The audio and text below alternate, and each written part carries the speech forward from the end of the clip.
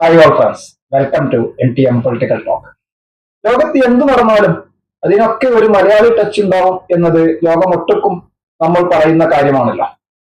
അതുകൊണ്ട് തന്നെയാണ് ലോകത്തിന്റെ ഏത് ഭാഗത്ത് ചെന്നാലും മലയാളിയെ കണ്ടുമുട്ടും എന്നൊക്കെ പറയുന്നത്. നമ്മുടെ മലയാള സിനിമകളിൽ കോമഡി രൂപത്തിലും ഒക്കെ അതിനെ ധാരാളം അഭിനയ രംഗത്തേക്ക് കൊണ്ടുവന്നിട്ടുണ്ട്. അത് നമുക്ക് അറിയുന്നതുമാണ്, സത്യവുമാണ്.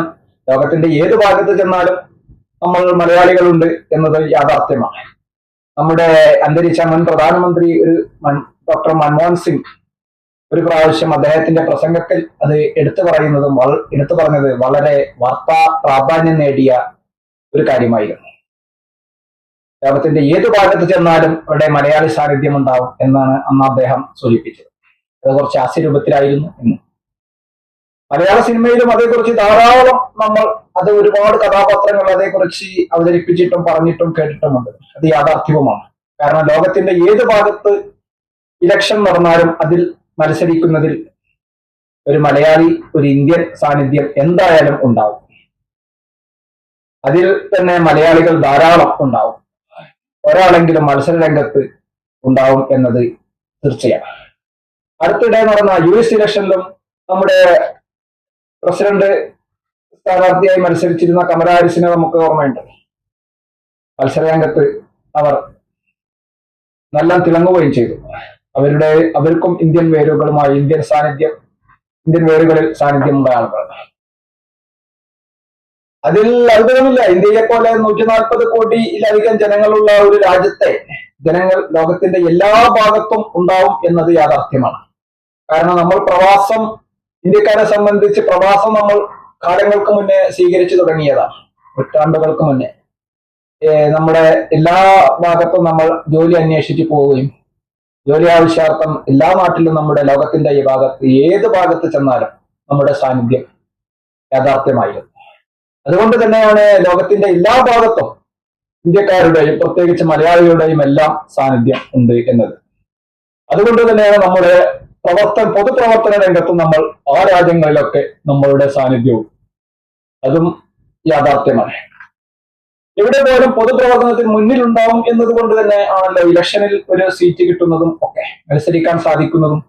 ഇപ്പോൾ നമ്മൾ പറഞ്ഞു വരുന്നത് ഇത്രയൊക്കെ പറഞ്ഞ് നമ്മൾ ചെന്നെത്തുന്നത് ഓസ്ട്രേലിയൻ ഫെഡറൽ തെരഞ്ഞെടുപ്പ് നടക്കുകയാണ്. അവിടെയും ഒരു മലയാളി സ്ഥാനാർത്ഥി മത്സരരംഗത്തുണ്ട്. അതേക്കുറിച്ചാണ് പത്തനംതിട്ട ജില്ലയിൽ വേരുകളുള്ള മുൻ മലേഷ്യൻ അറ്റോർണി ജനറൽ ടോമി തോമസിന്റെ മകൾ ഹന്നയാണ് സിഡ്നിക്കടുത്ത ഗ്രൈൻലർ മണ്ഡലത്തിൽ നിന്ന് ജനവിധി തേടുന്നത്. ഗ്രീൻസ് പാർട്ടിയാണ് അവരുടെ പാർട്ടി. ഗ്രീൻസ് പാർട്ടിയാണ് അവരെ സ്ഥാനാർത്ഥിയായി മത്സരിപ്പിക്കുന്നത്. അത് വളരെ പ്രായം കുറഞ്ഞ സ്ഥാനാർത്ഥി എന്ന ഒരു പ്രത്യേകതയും നമ്മുടെ ഹന്നക്കുണ്ട്. ബാലറ്റ് പേപ്പറിലാണ് അവിടെ ഇലക്ഷൻ നടക്കുന്നത്. നമ്മുടെ മാതിരി ഇലക്ട്രോണിക് സംവിധാനത്തിലല്ല, ബാലറ്റ് പേപ്പറിലാണ്. 150 അംഗ സഭയിലേക്ക് അനേകം ചെറുപാർട്ടികൾ മത്സരരംഗത്തുണ്ട്. ഗ്രൈൻഡർ മണ്ഡലത്തിൽ തന്നെ 6 സ്ഥാനാർത്ഥികളുണ്ട്. ഇതിന് മുൻപ് നടന്ന തെരഞ്ഞെടുപ്പിൽ 2022 ഹന്നയുടെ പാർട്ടിക്ക് 22% വോട്ട് വീതം ഉള്ള മണ്ഡലമാണത്. 22% എന്ന് പറഞ്ഞാൽ ചെറിയ വോട്ട് വീതമല്ല. കാരണം 35, 37, 40% വോട്ട് കിട്ടിക്കഴിഞ്ഞാൽ സ്ഥാനാർത്ഥി ജയിക്കുന്നതാണ്. അപ്പോ 22% നിന്ന് വിജയത്തിലേക്ക് അടുക്കുവാൻ വലിയ പ്രയാസമൊന്നും ഉള്ള കാര്യമല്ല എന്നതാണ് യാഥാർത്ഥ്യം. വിജയസാധ്യത കൂടുതലാണ്. ഏതായാലും ഓസ്ട്രേലിയൻ തെരഞ്ഞെടുപ്പിലെ മലയാളി സാന്നിധ്യത്തെ കുറിച്ചാണ് ഇവിടെ നമ്മൾ സൂചിപ്പിച്ചത്. ലോകത്തിന്റെ ഏത് ഭാഗത്തും നമ്മുടെ മലയാളി സാന്നിധ്യമുള്ളതും ഇപ്പോൾ നടക്കുന്ന ഓസ്ട്രേലിയൻ തെരഞ്ഞെടുപ്പിൽ ഒരു മലയാളി വേരുകളുള്ള ഒരു സ്ഥാനാർത്ഥി ഉണ്ട് എന്നതാണ് നമ്മൾ ഇവിടെ സൂചിപ്പിച്ചത്. ലോകത്തിന്റെ ഏത് ഭാഗത്തും നമ്മൾ എത്തപ്പെട്ടാലും, ജോലിയാണെങ്കിലും ബിസിനസ് ആണെങ്കിലും പഠനാവശ്യാർത്ഥമാണെങ്കിലും ഏതായാലും അതിനിടയ്ക്ക് നമ്മൾ പൊതുപ്രവർത്തനം എന്നുള്ളത് നമ്മുടെ ഇന്ത്യക്കാരുടെ, പ്രത്യേകിച്ച് നമ്മുടെ മലയാളികളുടെ ഒരു പ്രത്യേകതയാണ്. തീർച്ചയായും അന്നക്കും വിജയാശംസകൾ നേർന്നുകൊണ്ട് നിർത്തുകയാണ്. ഓസ്ട്രേലിയൻ തെരഞ്ഞെടുപ്പിലെ മലയാള സാന്നിധ്യം ഇവിടെ ഒന്ന് ചൂണ്ടിക്കാണിച്ച് എന്ന് മാത്രം. അതാണ് ഈ വീഡിയോ കൊണ്ട് ഉദ്ദേശിച്ചത് നമ്മൾ. കാരണം ഒരു ഓസ്ട്രേലിയയിൽ നടക്കുന്ന ഒരു തെരഞ്ഞെടുപ്പിലും നമ്മുടെ മലയാളി പേരുകളുള്ള ഒരു സ്ഥാനാർത്ഥി മത്സര രംഗത്തുണ്ട് എന്ന ഒരു കാര്യം ഇവിടെ സൂചിപ്പിച്ച് എന്ന് മാത്രം.